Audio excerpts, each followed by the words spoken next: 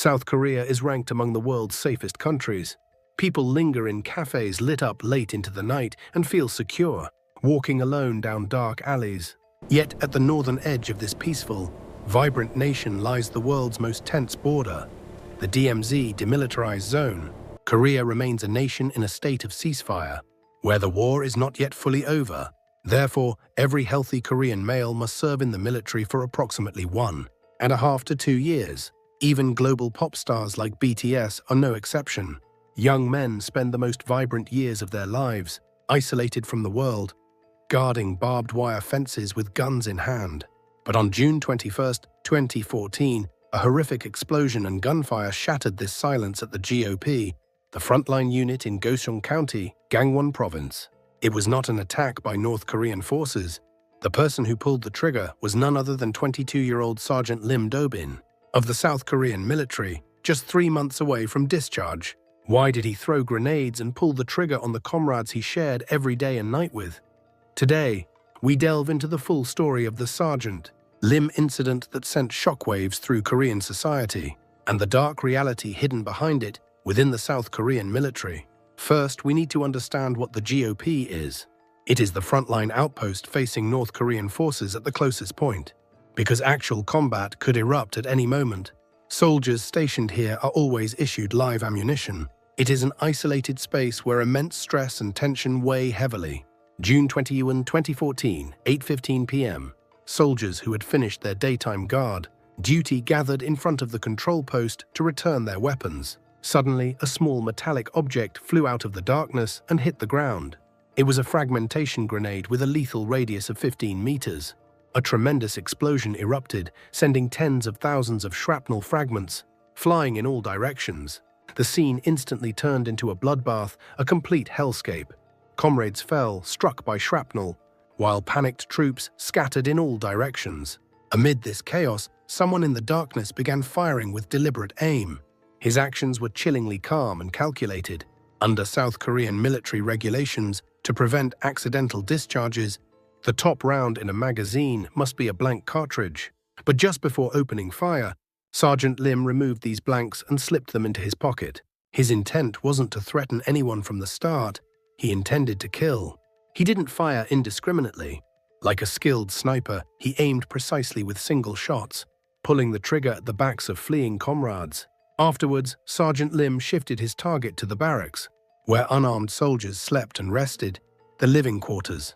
He approached the rear of the barracks using a dark dirt path, avoiding the easily detectable paved road.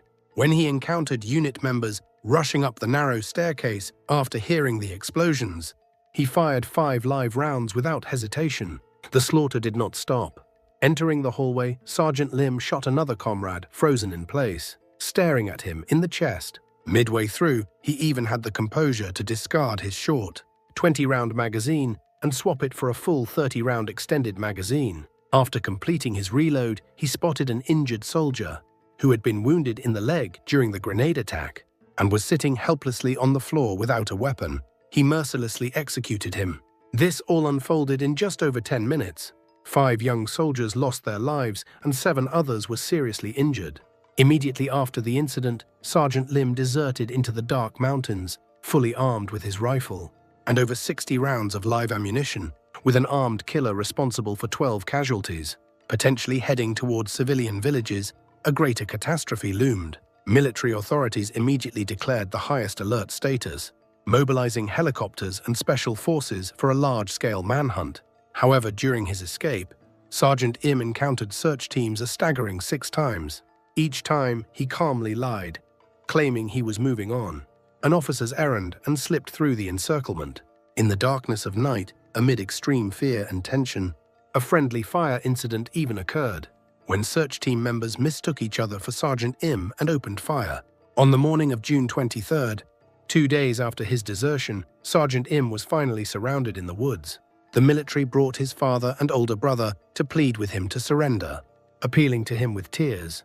But Sergeant Im refused, stating, "I'll be executed anyway if I go back." Around 2:30 p.m., he requested paper and a pen. After leaving a brief suicide note, he shot himself in the chest but failed to take his own life. He was transported to a hospital and survived. The blood-stained note he left contained these words: "They say a carelessly thrown stone can kill a frog. They never considered how much pain my actions caused others. What pain could have driven him to raise a gun against his comrades?" The Korean military is a strict hierarchical society. Yet, despite being the highest-ranking soldier in the unit, Sergeant Lim was completely ignored by his fellow soldiers. He was a victim of so-called exclusion from the group, or bullying. That afternoon, while making his rounds at the guard post, Sergeant Lim came across the patrol logbook. Inside were dozens of crude drawings and graffiti, mocking him, filled with derogatory sketches and insults. They depicted his gaunt frame with a protruding belly, ridiculed his hair loss, and included offensive otaku-like taunts. Even junior soldiers far below him in rank openly mocked him. For him, who had dropped out of high school due to severe bullying during his school days, this collective harassment within the isolated confines of the military where there was nowhere to escape became a fatal trigger that exploded his past trauma. The bigger problem was that even the officers, who were supposed to manage and protect the soldiers, took the lead in tormenting him. One non-commissioned officer threw stones at Sergeant Lim, struck him on the back of the head, and called him derogatory nicknames. When the commander himself led the way in treating a soldier like vermin, the subordinates likewise refused to treat him as human. Unable to endure it any longer, Sergeant Lim requested a transfer to another unit. The officers ignored his plea and hurled the horrific insult, "Settle it yourselves with guns." And those words became reality. Of course, no reason can justify the brutal murder that took 5 lives. But the point that angered Korean society and the media was different. Why, in the first place, was a young man pushed to the psychological brink, given live ammunition on the front lines? In fact, Lim Do-bin had been classified as a grade, a concerned soldier during his pre-enlistment psychological evaluation, showing severe depression and social anxiety that absolutely prohibited him from being assigned to any unit where live ammunition was issued. Yet, when the unit faced a shortage of personnel for frontline guard duty, officers forged documents to forcibly deploy him to the front. Moreover, on the day of the incident, the platoon commander, the highest-ranking officer responsible for directing the scene and saving his subordinates, was asleep in the command post. He had even lost the key to the ammunition depot, which should have been used to arm the soldiers for counterattack. Terrified by the gunfire, this commander abandoned his men and fled the scene alone. This was not an accidental incident. It was a monster created by a corrupt and incompetent military system. The court acknowledged that Sergeant Lim's crime was brutal and premeditated, sentencing him to the maximum penalty under the law, the death penalty.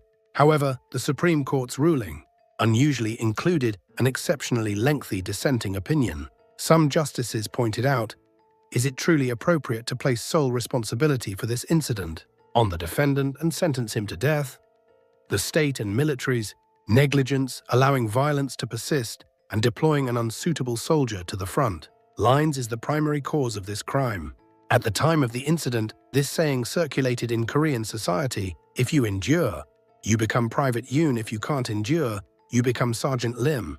This bitterly tragic reality of the Korean military was succinctly captured silently. Enduring horrific violence within the military leads to death by abuse, while exploding in anger makes you a murderer. That concludes today's story. The darkest truths always lurk behind the brightest lights. Do you think the responsibility for this incident lies more with the individual who pulled the trigger, or with the system that condoned violence and placed a gun in his hands? Please share your thoughts in the comments. If you found the video interesting, please subscribe and like. Neon Shadows will return next week with more shocking and mysterious stories from Asia. Thank you.